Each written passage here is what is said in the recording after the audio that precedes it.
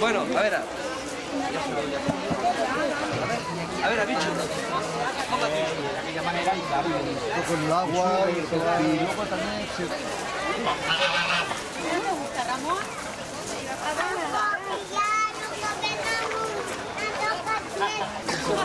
Está muy bueno.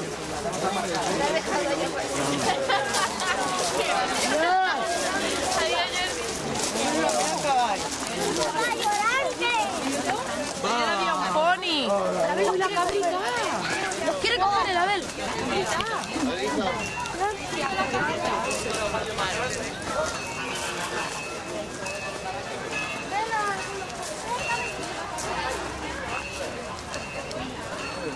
Ah, no, solo otro es un pony.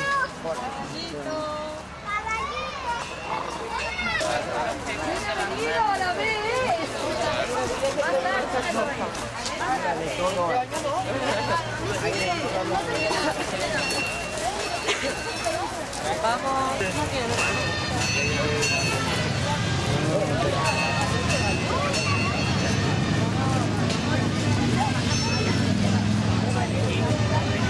Espérate que ahora lo metemos por aquí para que no quede... De los caballos, ¿cierto? No sabemos dónde va. No sabemos dónde va. Claro. Yo era amarillo que mamá.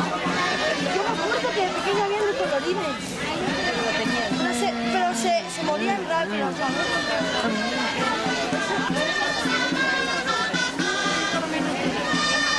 A mí de pequeño digo me quiero una de esas, pero de aceite, que era auténtica, me la sirvió mi prima.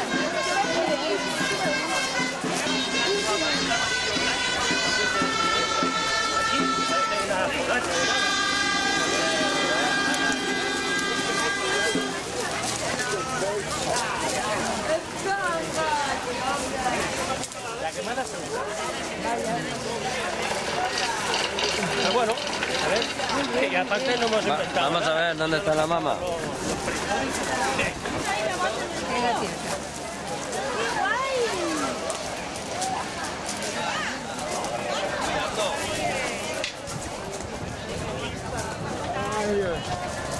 Cuidado, Edurne.